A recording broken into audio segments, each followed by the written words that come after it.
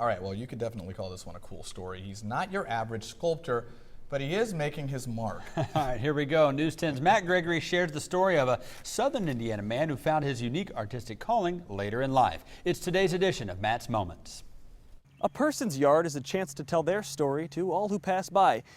And in the case of this yard right here, well, it tells the story of an unconventional artist who lives inside. Cartoon characters, a fresh catch, and Bigfoot. They don't have a lot in common, but they come together for one specific reason.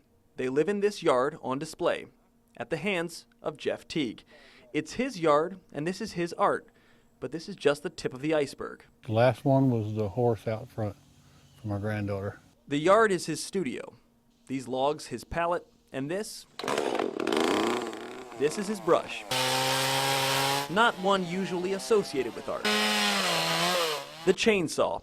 Usually it brings to mind lumberjacks and the occasional horror flick, but in Jeff's hands, he shaves back the sides to bring the wood to life. It may surprise you to know, carving is something he tried for the first time just a few years ago. In the fall, we'd been to Gatlinburg on vacation, and I'm always fascinated with them, so we were looking at them, carvings, and I went to a demonstration. So I came home and grabbed my 20-inch saw, went down the ditch, and made a mushroom. Mushrooms turned into pumpkins, pumpkins into all sorts of creatures, and the Teague backyard into a lumber yard. Like the wood chips around his work area, these sculptures piled up. It's weird, once you get the first part cut out, I can just kind of see it. I mean, I don't sketch it on there. He must have seen a lot of pumpkins in these logs of wood, because they're the ones in high demand. Jeff estimates he makes around 100 wooden pumpkins a year. I could make more, but I get tired of making them. So I thought about making a bunch up early, because I wait till the fall usually when people want them. If you think he's making hand over fist with these sculptures in such high demand, look a little bit closer at the grain of Jeff Teague. Like Olden, Indiana has a hunting thing they have for wild turkey every year, and they auction one off, and it paid for all the meals for 40 kids.